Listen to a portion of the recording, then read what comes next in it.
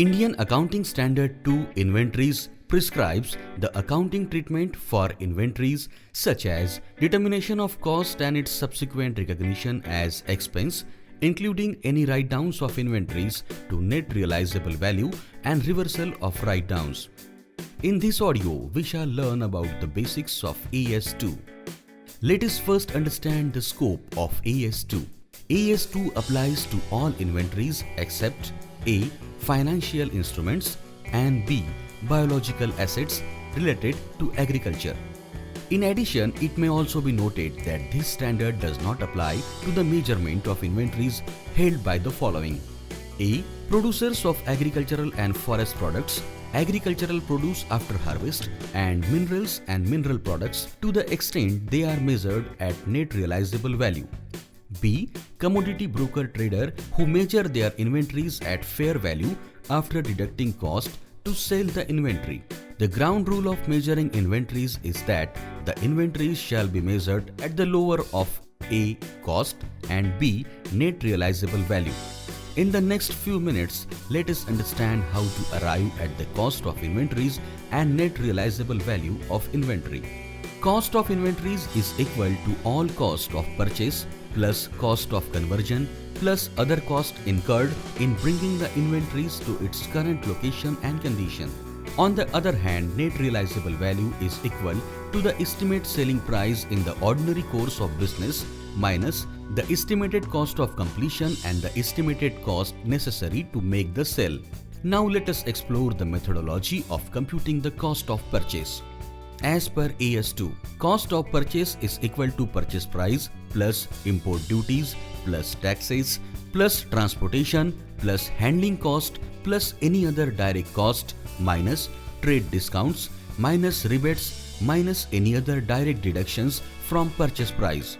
Moving on, cost of conversion is equal to cost directly related to the units of production, such as direct labor plus systematic allocation of fixed and variable production overheads that are incurred in converting materials into finished goods. Other costs are the cost incurred in bringing the inventories to the present location and condition, like cost of designing products for specific customers.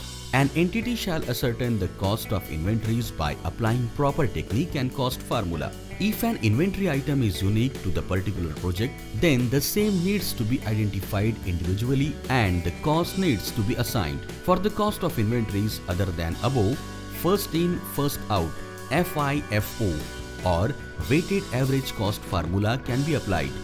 Care must be taken to ensure that the entity shall use the same cost formula for all inventories having a similar nature and use. As discussed earlier, net realizable value is the estimated selling price in the ordinary course of business less the estimated cost of completion and the estimated cost necessary to make the sale.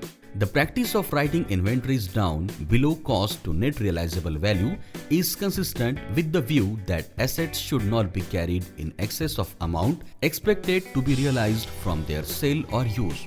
Estimates of net realizable value are based on the most reliable evidence available at the time the estimates are made.